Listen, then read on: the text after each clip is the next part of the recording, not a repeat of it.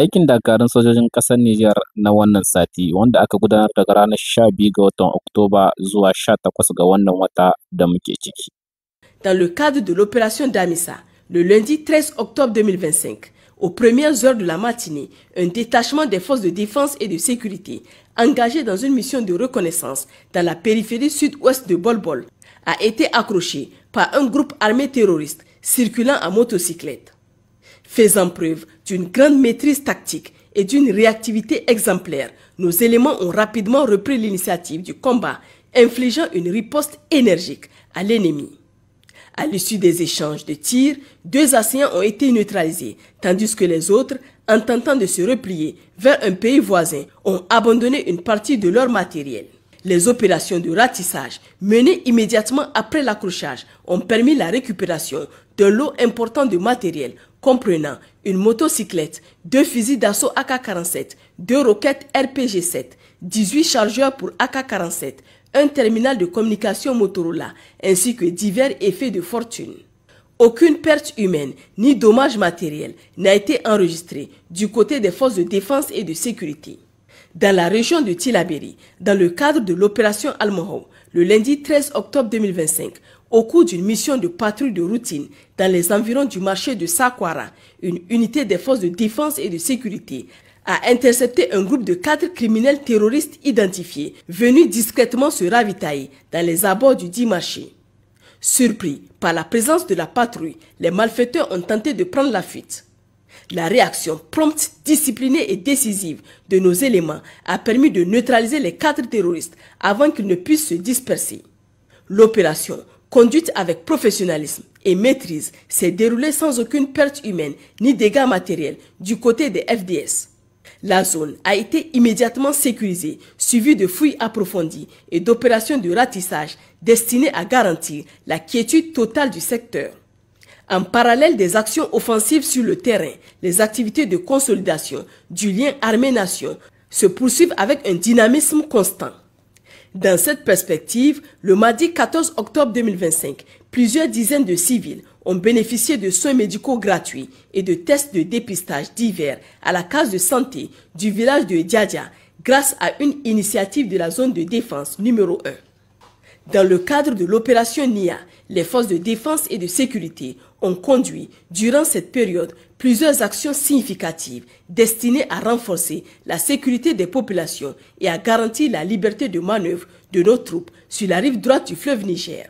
Le mercredi 15 octobre 2025, au cours d'une mission de patrouille sur l'axe Mosipaga-Banteri, un détachement des FDS a découvert puis neutralisé avec efficacité un engin explosif improvisé de type plaque à pression placé par l'ennemi dans le but de compromettre la progression de nos unités. L'opération de destruction, menée avec professionnalisme et maîtrise technique, s'est déroulée sans incident ni perte. Dans la même journée, lors d'un mouvement de Wanzarbe vers Bankilare, l'élément de tête du détachement a découvert et récupéré du matériel abandonné, probablement par l'ennemi, au vu de la patrouille pour se dissimuler dans la population.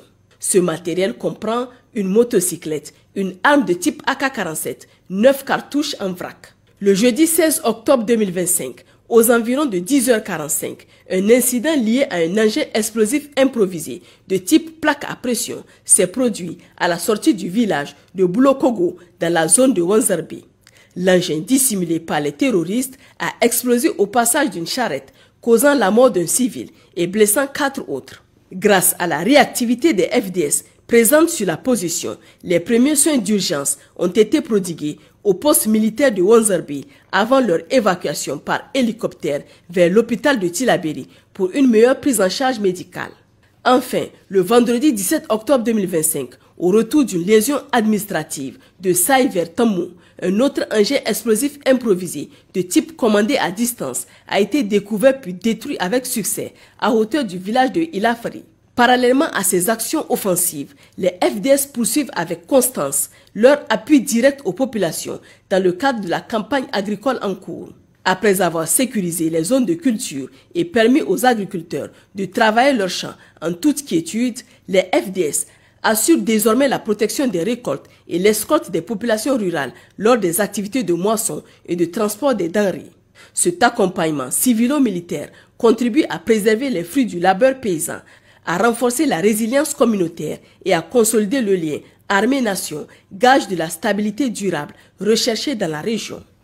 Ces différentes actions illustrent la vigilance, le professionnalisme et la détermination inébranlable de nos forces de défense et de sécurité engagées sans relâche pour neutraliser la menace terroriste, protéger les populations civiles et soutenir le redressement économique et social dans toutes les zones d'opération.